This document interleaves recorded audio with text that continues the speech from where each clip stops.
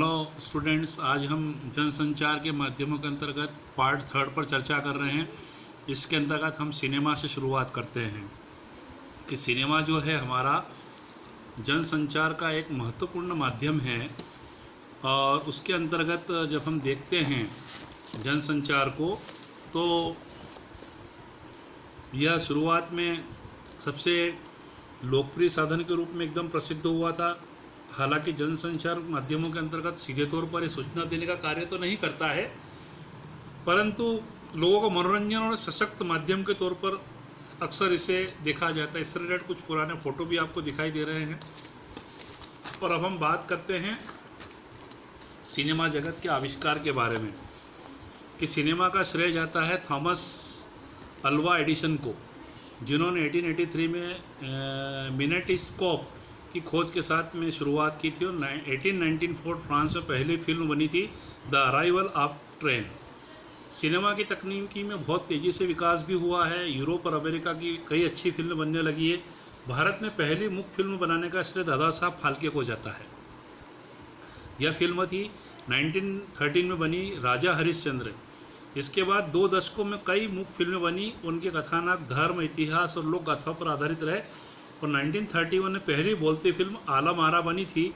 इसके बाद बोलती फिल्मों का जो दौर शुरू हुआ, तो आज़ादी के बाद जहां एक तरफ भारतीय सिनेमा ने देश के सामाजिक यथार्थ को गहराई से पकड़कर आवाज़ देने की कोशिश की, वहीं से लोकप्रिय सिनेमा ने व्यावसायिकता को अपना एक रास्ता अपनाया। और पृथ्वीराज कपूर, महबूब खान, सोहराब मोदी, गुरुदत्त जैसे फिल्मकारों ने तथा दूसरी ओर सत्यजीत राय जैसे फिल्मकारों ने भी कई महत्वपूर्ण फिल्में इस देश को दी है। अभिव्यक्ति के तौर पर देखें, समाज के अन्याय और समस्याओं के आधार पर देखें, तो कुछ फिल्में को नाम मेरे सामने आ रहे हैं। अंकुर, निशांत, अर्धसत्य ऐसी फिल्में थी जिन्होंने भारत की कई सामाजिक समस्याओं को उठाया।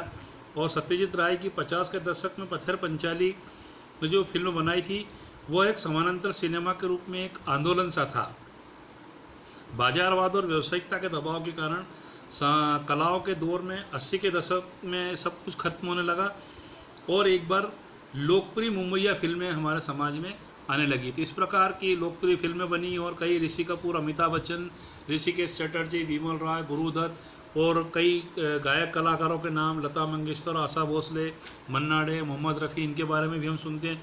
और लगभग भारत में हर साल अब इस वक्त वर्तमान में 2400 के आसपास फिल्में बनती है, जो कई क्षेत्रीय भाषा के रूप में भी होती है, अन्य भाषाओं के रूप में भी हो सकती है।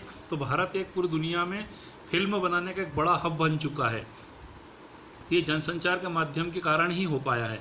अब हम बात करते हैं इंटरनेट की दुनिया। आजकल इंटरनेट से कौन वाकिफ़ नहीं है। इंटरनेट जो हमारे समाज का, हमारे शरीर का एक हिस्सा बन चुका है लगभग। इसके बिना शायद हमें जीवन अधूरा लगता है।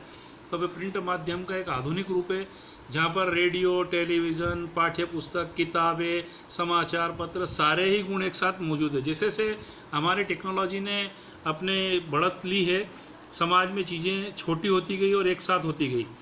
तो यहाँ पर रेडियो भी सुन सकते हैं, सिनेमा भी देख सकते हैं, करोड़ों पन्नों की किताबें भी पढ़ सकते हैं और हज़ारों सामग्री को खोज सकते हैं। आपके सवालों के जवाब अन्य भाषाओं में दे सकते हैं। इस प्रकार इंटरनेट के बारे में आज पूरी दुनिया भी जानती है और भारत भी इस मामले में बहुत तेज़ी से आगे बढ़ा और इंटरनेट हब बन चुका है। जनसंचार माध्यमों का प्रभाव क्या पड़ता है हमारे समाज पर।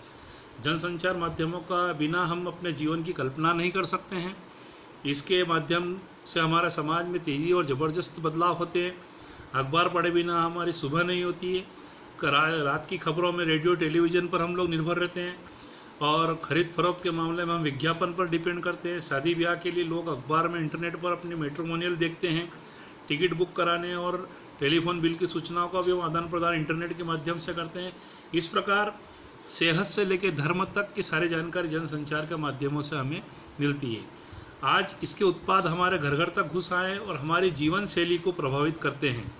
सामाजिक जीवन को और अधिक सक्रिय बनाए रखने के साथ साथ हमारे राष्ट्रीय जीवन को भी गतिशील और पारदर्शी बनाने में सूचनाओं और जानकारियों का आदान प्रदान जो है वो हमारे समाज में जुड़ा हुआ है।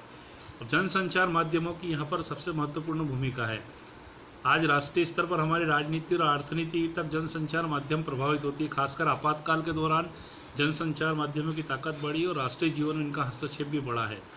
तो इस प्रकार जनसंचार के माध्यमों से अपने जीवन पे कई पड़ा है। इसका एक दुष्रूप भी है, मतलब इसका बुरा रूप भी देखने को मिला है कि यहाँ पर जो चीज़ हमारे आवश्यक जीवन की जो हिस्सा थी वो तो हम लोग इस्तेमाल करते करते साथ ही साथ अव्यवहारिक रूप से हमारे जीवन की आदतों में भी परिवर्तन हो रहा है, हमारा जीवन में काफ़ी फेरबदल हो रहा है, हमारे जीवन को काफ़ी हद तक प्रभावित कर रहे हैं जनसंचार के माध्यम। हम खाते हैं तो इनकी विज्ञापनों की पसंद का खाते हैं, टीवी देखते हैं तो विज्ञापनों को पसंद से देखते हैं। जो चीज़ हमें नहीं पसंद है वो विज्ञापन हमें इतना बदलाव ले आया है हमारे सामने कि हमारी उपभोक्ता जीवन शैली बन चुकी है पूरी की पूरी। हम कुल मिलाकर जनसंचार माध्यमों के रूप में एक उपभोक्ता बन चुके हैं समाज के लोगों के लिए। फैशन से लेकर खान पान तक, हमारे रुचियों के बदलाव तक में जनसंचार की भूमिका देखी जा सकती है और ख़ास तौर से बच्चों और युवाओं पर इसका सबसे अधिक प्रभाव पड़ता है जो उद्योग उपभोक्तावादी शैली को अपनाने पर की शुरुआत कर चुके हैं। तो यहाँ जागरूकता के साथ साथ नकारात्मक प्रभाव भी हमारे समाज में इससे फैले हैं। लोगों के विचार संकीर्ण हुए हैं, लोगों का दिमाग संकीर्ण हुआ है, फिटनेस लोगों की इसकी वजह से कम हो गई है, बीमारियाँ इसी वजह से बढ़ गई है, आँखों की लेकर के पेट और गले तक की बीमारियाँ हमारे समाज में बढ़ गई थी। इस प्रकार जनसंचार माध्यम के लाभ और हानि हमारे सामने है। इससे रिलेटेड प्रश्नोत्तर आप आने वाले समय में हल करें।